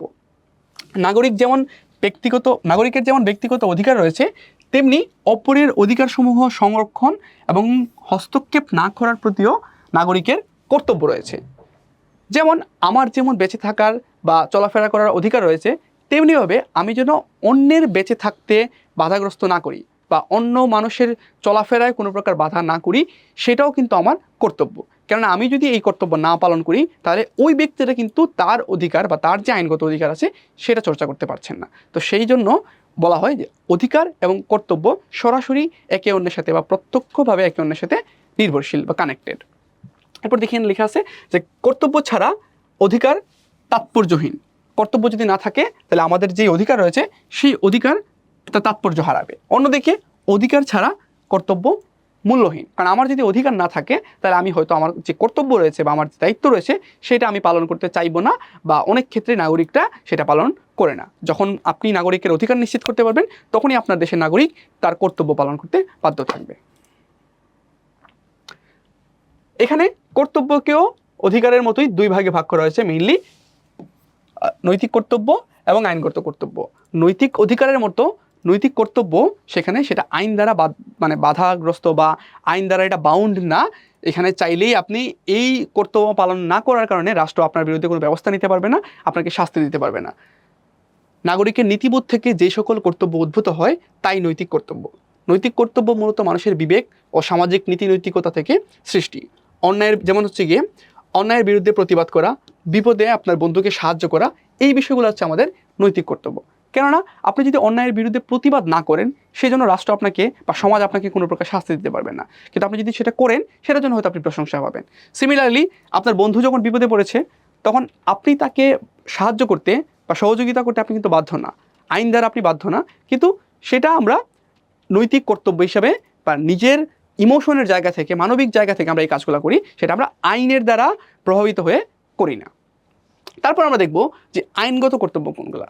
যেই কর্তব্যগুলো পালন করতে সরকার বা রাষ্ট্র আমাদেরকে বাধ্য করে, যেগুলো আমাদের অবশ্যই করতে হয় এবং না করলে বিনিময়ে আমাদেরকে শাস্তি ভোগ করতে হয়, সেগুলোই হচ্ছে আমাদের আইনগত কর্তব্য। যেমন আপনাকে রাষ্ট্র ভোট দেওয়ার বা নির্বাচন করার অধিকার দিয়েছে, এবার আপনি যদি সেই ভোটটা কারচুপি করার চেষ্টা করেন বা আপনার ভোটটা সৎভাবে না দেন, সেটার জন্য রাষ্ট্র আপনার এগেনস্টে ব্যবস্থা নিতে পারে। বা অন্য যেই সকল সুযোগ সুবিধা রাষ্ট্র আপনাকে দিয়ে থাকে এবং এটার বিনিময়ে রাষ্ট্র আপনার কাছে যা এক্সপেক্ট করে আইনগতভাবে, সেটা যদি আপনি পালন না করেন বা সেটা যদি আপনি ভায়োলেট করেন, সেটার জন্য রাষ্ট্র আপনাকে শাস্তি দিতে পারবে বা রাষ্ট্রের শাস্তি দেওয়ার সেই অধিকার রয়েছে। এখানে আইনগত কর্তব্যের আবার কয়েকটা ভাগ রয়েছে। এর মধ্যে প্রথমেই আমরা দেখলাম যে সামাজিক কর্তব্য। আমাদের সমাজে আমাদের কী কী কর্তব্য রয়েছে বা কী কী কর্তব্য আমরা পূরণ করে থাকি। প্রথমেই আমাদের পরিবারের প্রতি কর্তব্য, আমাদের বাবা মা ভাই বোন স্বামী স্ত্রী সকলের প্রতি আমাদের একটা কর্তব্য রয়েছে এবং এই কর্তব্যগুলো আমরা পালন করে থাকি। দ্বিতীয়ত, এই পরিবারের মধ্যে আমাদের সন্তানদের প্রতি আমাদের আলাদা একটা কর্তব্য থাকে। প্রত্যেকটা বাবা মাই তার সন্তানের প্রতি দায়িত্ব বা কর্তব্যগুলো পালন করেন বা পালন করতে বাধ্য থাকেন। এরপর আমাদের সমাজ, রাষ্ট্র বা আমাদের প্রতিবেশীর প্রতি আমাদের কিছু কর্তব্য রয়েছে। এইগুলো আমাদের সামাজিক কর্তব্যের আওতাধীন থাকে এবং সামাজিক প্রতিষ্ঠান করা সহ যাবতীয় যে কাজ, এই কাজগুলোও কিন্তু আমাদের সামাজিক কর্তব্যেরই মধ্যে পড়ে থাকে। এরপর আমরা দেখব রাজনৈতিক কর্তব্য। তো আমাদের সামাজিক কর্তব্যের পাশাপাশি কিছু রাজনৈতিক কর্তব্য রয়েছে। প্রথমেই বা আমাদের অন্যতম রাজনৈতিক যে কর্তব্য, সেটা হচ্ছে রাষ্ট্রের প্রতি আনুগত্য প্রদর্শন করা। নাগরিক হিসেবে আমাদের প্রথম এবং প্রধান কর্তব্য হচ্ছে কি রাষ্ট্রের প্রতি আনুগত্য প্রকাশ করা। আপনি যেই দেশের নাগরিক আপনাকে অবশ্যই সেই দেশের প্রতি আনুগত্য প্রকাশ করতে হবে, অন্যথায় রাষ্ট্র আপনার বিরুদ্ধে যে কোনো ব্যবস্থা নিতে পারবে বা নিতে বাধ্য থাকবে। দ্বিতীয়ত, রাষ্ট্রের আইন মেনে চলা। নাগরিক হিসেবে, একটা দেশের নাগরিক হিসেবে আপনি ওই রাষ্ট্রের বা ওই দেশের আইন মানতে বা আইন মেনে চলতে বাধ্য থাকবেন। এরপর আমাদের ভোটাধিকার প্রয়োগে সৎ থাকা। ভোটকে বলা হয় নাগরিকের পবিত্র আমানত। এই নাগরিকের যে পবিত্র আমানত রয়েছে সেই জায়গায় আপনাকে অবশ্যই সৎ থাকতে হবে। আমরা অনেকেই হয়তো ভাবি যে ভোটের ক্ষেত্রে হয়তো সৎ থাকা বা না থাকা এই বিষয়টা আইন দ্বারা স্বীকৃত কিনা বা এটার জন্য কি আমাকে শাস্তি পেতে হবে কিনা, যদিও এটা প্রমাণ করা সম্ভব না যে আপনি সৎ ছিলেন নাকি অসৎ ছিলেন, কিন্তু যদি কেউ প্রমাণ করতে পারে যে আপনি অসততার আশ্রয় নিয়েছেন আপনার ভোট প্রদানের ক্ষেত্রে, সে কিন্তু রাষ্ট্র আপনার এগেইনস্টে ব্যবস্থা নিতে পারে বা আপনার শাস্তি হতে পারে। এরপর আমরা দেখব রাষ্ট্রের কল্যাণমূলক বা সেবামূলক কাজ করা। রাষ্ট্রের কল্যাণ হয় এই সকল কাজ করা কিন্তু আমাদের যে রাষ্ট্রীয় বা রাজনৈতিক কর্তব্য। সরকারের কাজ যথাযথভাবে পালন করা, জাতীয় সম্পদের রক্ষণাবেক্ষণ করা, সরকারি যে কাজকর্ম রয়েছে এই কাজগুলো যথাযথভাবে পালন করা। এছাড়া আমাদের জাতীয় সম্পদ যেগুলো রয়েছে, যেগুলো আমাদের সরকারি সম্পদ হিসেবে আমরা বলে থাকি, সেই সম্পদগুলো যেন আমরা নষ্ট না করি, বরং সেগুলো রক্ষণাবেক্ষণ করতে যেন আমরা সাহায্য করি, সেটাও আমাদের রাজনৈতিক কর্তব্যের মধ্যে পড়ে থাকে। ফাইনালি, অর্থনৈতিক কর্তব্য। অর্থনৈতিক অধিকার আমরা যেমন দেখলাম, এর পাশাপাশি আমাদের কিছু অর্থনৈতিক কর্তব্য রয়েছে। প্রথমে হচ্ছে গিয়ে সরকারকে খাজনা বা কর প্রদান করা।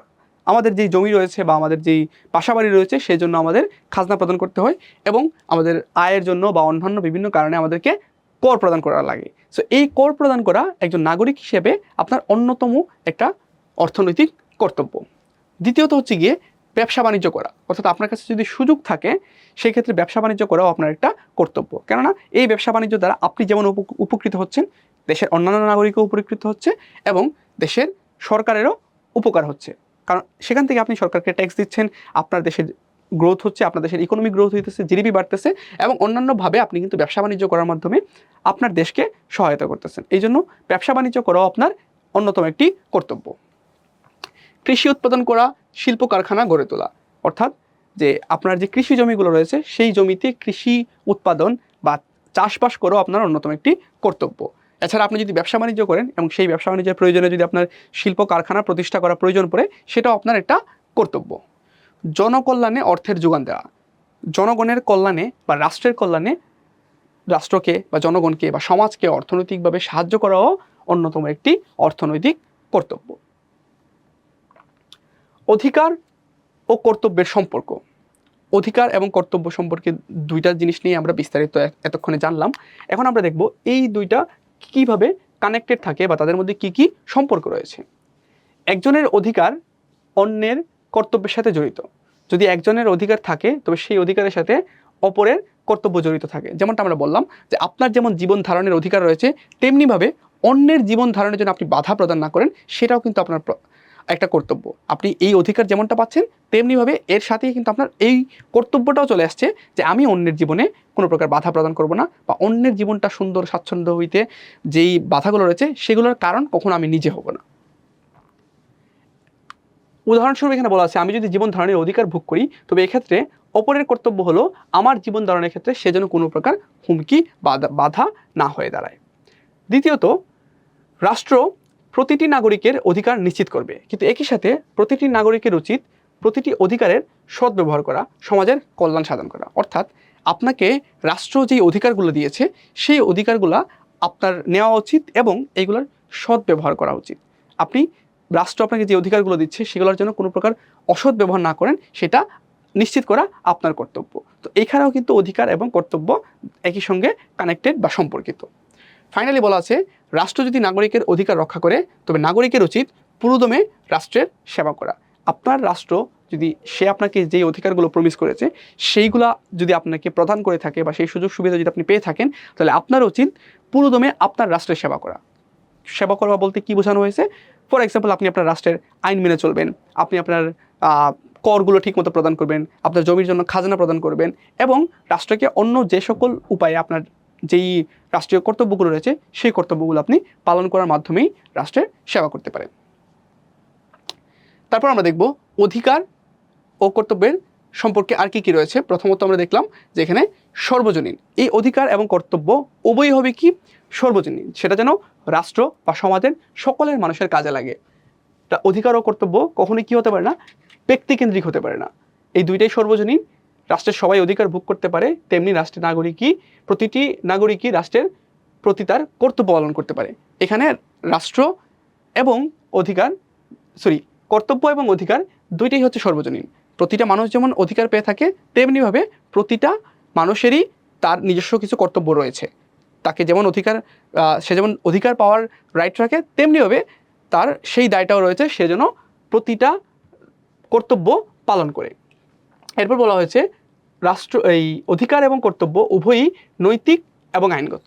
অধিকার যেমন নৈতিক অধিকার রয়েছে, যে অধিকারগুলো আমরা পালন করতে বাধ্য নই, তেমনিভাবে কর্তব্যেও আমাদের নৈতিক কিছু কর্তব্য রয়েছে যেগুলো আমরা পালন করতে বাধ্য নই। সেম অধিকার যেমন আইনগত অধিকার আমরা দেখেছি, তেমনিভাবে আইনগত কর্তব্য রয়েছে। যেই অধিকার বা যে কর্তব্যগুলো পালন না করলে আমাদের শাস্তি পেতে হয়, বা যেগুলো পালন করতে আমরা বাধ্য থাকি। তাই বলা যায় যে অধিকার এবং কর্তব্য উভয়ই সর্বজনীন, উভয়ই রাষ্ট্রের প্রতিটা মানুষের জন্য রয়েছে। তেমনিভাবে অধিকার এবং কর্তব্য উভয়ই নৈতিক এবং উভয়ই আইনগত হতে পারে। তারপরে এখান থেকে আমরা কার্ল মার্ক্সের একটা উক্তি দেওয়া আছে যে no rights without duties, no duties without rights. অর্থাৎ কর্তব্য ব্যতীত কোনো অধিকার নেই, তেমনিভাবে অধিকার ব্যতীত কোনো কর্তব্য নেই। যেটা আমরা এতক্ষণ বলার চেষ্টা করেছি যে আমি যদি কোনো কর্তব্য পালন না করি, তাহলে আমি কোনো অধিকার পাওয়ারও কোনো দাবি আমার নেই। সিমিলারলি যদি আমার কোনো অধিকার না থাকে, তাহলে রাষ্ট্র আমার থেকে কোনো প্রকার কর্তব্য পালন বা কোনো প্রকার দায়িত্ব পালনের এক্সপেকটেশন রাখতে পারে না। তো আমরা আমাদের প্রথম দুইটা টপিক এর মাধ্যমে শেষ করলাম, অধিকার এবং কর্তব্য। ফাইনালি আমরা দেখব হচ্ছে মানবাধিকার। মানবাধিকার হচ্ছে গিয়ে যে সেই সকল অধিকার যা মানুষের প্রকৃতির সাথে জড়িত এবং এটি ছাড়া মানুষ বাঁচতে পারে না। অর্থাৎ আমাদের বেঁচে থাকার জন্য যে অধিকারগুলো প্রয়োজন, আমরা মানুষ হিসেবে যখন জন্মগ্রহণ করি, তখন সেই থেকেই যে অধিকারগুলো নিয়ে আমরা জন্মগ্রহণ করি, সেগুলোই হচ্ছে আমাদের মানবাধিকার। অর্থাৎ আমাদের বেঁচে থাকার অধিকার, আমাদের অত্যাচারিত না হওয়ার অধিকার, নির্যাতিত না হওয়ার অধিকার, এবং সেটা আপনি যেই রাষ্ট্রের নাগরিক হন, যে অধিকারগুলো আমরা সকলে পেয়ে থাকি। এমনকি আপনি যদি কোনো রাষ্ট্রের নাগরিক নাও হন, সেক্ষেত্রেও আপনার যে অধিকারগুলো রয়েছে সেগুলোই হচ্ছে মানবাধিকার, যা আন্তর্জাতিকভাবে স্বীকৃত।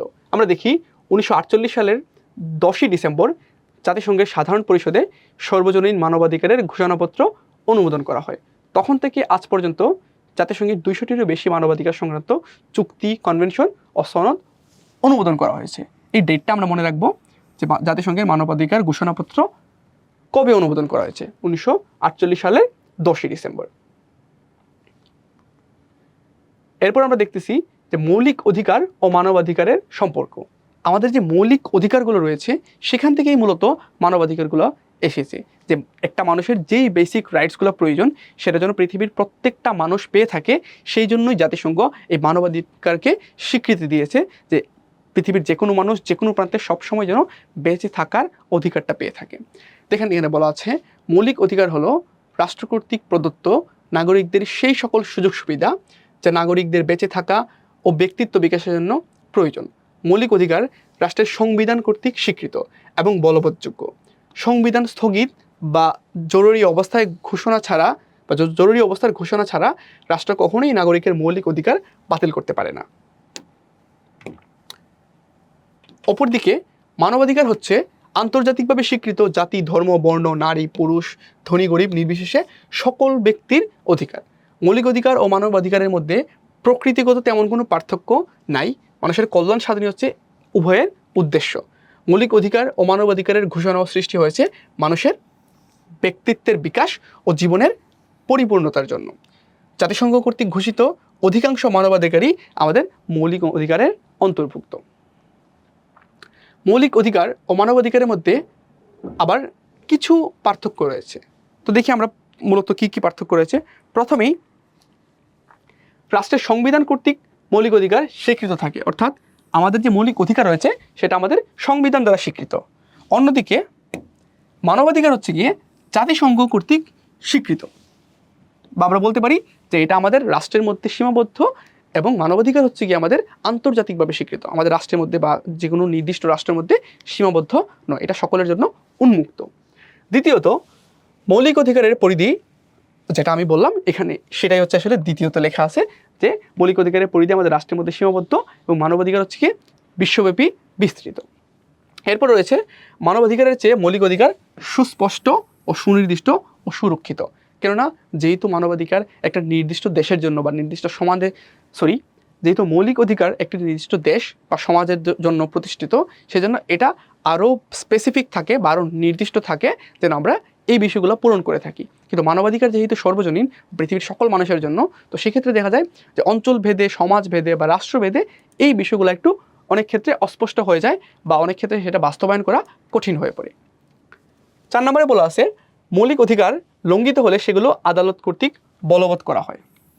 অর্থাৎ যদি কোনো দেশের কোনো নাগরিকের মৌলিক অধিকার লঙ্ঘন করা হয় তাহলে সেই ক্ষেত্রে সে দ্রুত বা খুব সহজেই আদালতের আশ্রয় নিতে পারে। কিন্তু যদি মানবাধিকার লঙ্ঘন করা হয় সেক্ষেত্রে আমরা দেখি যে জাতিসংঘ বা বহির্বিশ্বের দেশগুলো অনেক কনসার্ন হয়তো জানায়, কিন্তু সরাসরি তার সেই সমস্যাটার সমাধান করা হয় না। সেটা আপনারা রোহিঙ্গাদের মানবাধিকার হরণ করার ক্ষেত্রে দেখেছেন, ফিলিস্তিনি মানুষদের যে কি তাদের যে মানবাধিকার আমরা ক্ষুণ্ণ করতেছি সেই বিষয়গুলো নিয়ে আমরা দেখি যে সেখানেও কিন্তু তাদের হিউম্যান রাইটস বা মানবাধিকারটা ভায়োলেট হচ্ছে, কিন্তু তারা কিন্তু সেই অর্থে সরাসরি কোনো বিচার পাচ্ছে না।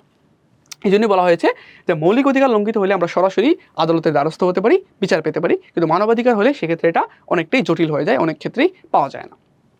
তারপর আমরা দেখব রাষ্ট্রীয় চেতনাবোধ থেকে মৌলিক অধিকার বিকাশ লাভ করে। অর্থাৎ যেহেতু মৌলিক অধিকার প্রতিষ্ঠিত করাই হয় একটা রাষ্ট্র বা সমাজের জন্য, তো সেখানে সেটা রাষ্ট্রীয় চেতনাবোধ থেকেই সৃষ্ট। অন্যদিকে আমাদের আন্তর্জাতিক চেতনাবোধ থেকে আমরা মানবাধিকার প্রতিষ্ঠা করে থাকি বা মানবাধিকার এখান থেকে বিকাশ লাভ করে যে আমরা আন্তর্জাতিক বা সকলের, সারা পৃথিবীর সব দেশের মানুষের যে চেতনা, সেই চেতনার সমন্বয়ের মাধ্যমে আমরা মানবাধিকার বিকাশ করতে পারি। 6 নম্বরে বলা হয়েছে মৌলিক অধিকারের বলে কোনো ব্যক্তি অন্য রাষ্ট্রে আশ্রয় গ্রহণ করতে পারে না, কিন্তু যদি কোনো ব্যক্তি নিজ রাষ্ট্রে নিরাপদ বোধ না করে তাহলে মানবাধিকারের বলে সে অন্য রাষ্ট্রে আশ্রয় চাইতে পারে। এর মানে কি? অর্থাৎ আপনার মৌলিক অধিকার যদি ক্ষুণ্ণ হয় বা আপনার মৌলিক অধিকার যদি না থাকে, সেই জন্য আপনি চাইলেই অন্য কোনো রাষ্ট্রে আশ্রয় চাইতে পারবেন না, আপনাকে নিজের দেশের মধ্যেই সীমাবদ্ধ থাকতে হবে। কিন্তু আপনার নিজের দেশে যদি আপনার হিউম্যান রাইটস ভায়োলেটস হয় সেই ক্ষেত্রে আপনি চাইলেই অন্য একটি দেশে আশ্রয় চাইতে পারেন। ওকে, অ্যান্ড ফাইনালি বলা হয়েছে যে মৌলিক অধিকার এক এক রাষ্ট্রে এক এক রকম হতে পারে। যেমন বাংলাদেশের মৌলিক অধিকারে যা কিছু উল্লেখ রয়েছে, হয়তো ইউরোপের বিভিন্ন দেশের মৌলিক অধিকারে সেই বিষয়গুলো উল্লেখ নেই বা অতিরিক্ত অনেক কিছুই রয়েছে, সেখানে আমরা একটা পরিবর্তন দেখতে পারি। কিন্তু মানবাধিকার সেটা সারা পৃথিবীর সকল দেশের জন্য সমান এবং সব জায়গায় একই রকম। মানবাধিকারের কোনো ভিন্নতা থাকে না, সেটা কোনো পরিবর্তন থাকে না, সব জায়গায় সকল রাষ্ট্রের সকল নাগরিকের জন্য, সকল মানুষের জন্যই সেটা সমান এবং ইকুয়াল। তারপর আমরা দেখব যে জাতিসংঘ স্বীকৃত মানবাধিকারগুলো কি কি। এর ধারা 1-এ বলা হয়েছে সব মানুষই স্বাধীন অবস্থায় এবং সমমর্যাদা ও অধিকার নিয়ে জন্মগ্রহণ করে, অতএব সকলের প্রতি ভ্রাতৃসুলভ আচরণ করতে হবে। প্রথম ধারায় বলা হয়েছে যে প্রতিটা মানুষ সমান মর্যাদা এবং সমান অধিকার নিয়ে জন্মগ্রহণ করে এবং তাদেরকে যেন সমানভাবেই ট্রিট করা হয়। 2 নম্বর ধারায় বলা হয়েছে যে জাতি, ধর্ম, বর্ণ, নারী, পুরুষ নির্বিশেষে সকলেই ঘোষণাপত্রে উল্লিখিত সব অধিকার সমানভাবে ভোগ করবে। অর্থাৎ এই মানবাধিকারের ঘোষণাপত্রে যত ধরনের অধিকার দেওয়া হয়েছে সকল অধিকার সকলেই পাবে, সে নারী হোক, সে পুরুষ হোক, সে উঁচু জাত হোক, নিম্ন জাত হোক বা যাই হোক, যদিও এই বিষয়গুলো এখন এক্সিস্ট করে না, বাট স্টিল সে যেই জায়গা থেকে বা যেই দেশ থেকে বিলং করুক তার জন্য মানবাধিকার সর্বদা সমান থাকবে। ধারা 3-এ বলা হয়েছে যে প্রত্যেকেরই জীবন ধারণ, স্বাধীনতা ও নিরাপত্তার অধিকার থাকবে। অর্থাৎ মানবাধিকারের মূল বিষয়টি হচ্ছে যে প্রতিটি মানুষ সে জীবন ধারণ করার অধিকার পাবে, প্রতিটা মানুষ সে স্বাধীনভাবে বেঁচে থাকার, অর্থাৎ সেজন্য কারো দাস না হয়ে যায় বা কারো দ্বারা শোষিত না হয় সেই বিষয়টা নিশ্চিত করার কথা বলা হয়েছে এবং তাদের নিরাপত্তার কথাও এই ধারা 3-এ বলা হয়েছে। ধারা 7-এ বলা হয়েছে যে আইনের দৃষ্টিতে সকলেই সমান থাকবে এবং সকলেই আইনের আশ্রয় লাভের অধিকার ভোগ করবে। অর্থাৎ মানবাধিকার দ্বারা প্রতিটি নাগরিককেই আইনের দৃষ্টিতে সমান বলা হয়েছে, এবং সকলেই যেন আইনের অধিকার লাভ করতে পারে, আইনের আশ্রয় লাভ করতে পারে, সেই অধিকার তাদেরকে দেওয়া হয়েছে। ধারা 10-এ বলা হয়েছে যে প্রত্যেক ব্যক্তি তার বিরুদ্ধে আনিত অভিযোগের ব্যাপারে আত্মপক্ষ সমর্থন করতে পারবে এবং এই ব্যাপারে নিরপেক্ষ সুবিচার পাওয়ার অধিকারী হবে। অর্থাৎ একজন ব্যক্তি সে যত বড় অপরাধী হোক বা সে যেই হোক, সে যেন আত্মপক্ষ সমর্থন করতে পারে বা আদালতে দাঁড়িয়ে সে যেন নিজের জন্য ফাইট করতে পারে বা তার লয়ার যেন আদালতে দাঁড়িয়ে কথা বলতে পারেন, সেই নিশ্চয়তা দেওয়া হয়েছে জাতিসংঘের এই ধারা 10-এ। এরপর আমরা দেখব যে ধারা 17। এখানে বলা আছে যে প্রত্যেকেই ব্যক্তিগত ও যৌথভাবে সম্পত্তির মালিক হওয়ার অধিকার রাখে। অর্থাৎ পৃথিবীর যে কোনো দেশের যে কোনো মানুষ সে যেন সম্পত্তি ভোগ করতে পারে, সম্পত্তি ক্রয় করতে পারে, বিক্রি করতে পারে, সেই অধিকার তাকে মানবাধিকারের মাধ্যমে দেওয়া হয়েছে। ধারা 18-তে বলা হয়েছে যে প্রত্যেকেই চিন্তা, বিবেক ও ধর্মীয় স্বাধীনতার অধিকার রয়েছে। অর্থাৎ প্রতিটা মানুষের নিজস্ব চিন্তা, নিজস্ব বিবেক এবং নিজস্ব ধর্ম পালনের বা ধর্ম চর্চার অধিকার থাকবে। ধারা 19-এ বলা আছে যে প্রত্যেক ব্যক্তির স্বাধীনভাবে মতামত প্রকাশ করার অধিকার আছে। অর্থাৎ আপনি যেন স্বাধীনভাবে আপনার নিজস্ব মত বা নিজস্ব মতবাদ প্রচার এবং প্রকাশ করতে পারেন, সেই অধিকার আপনাকে দেওয়া হয়েছে।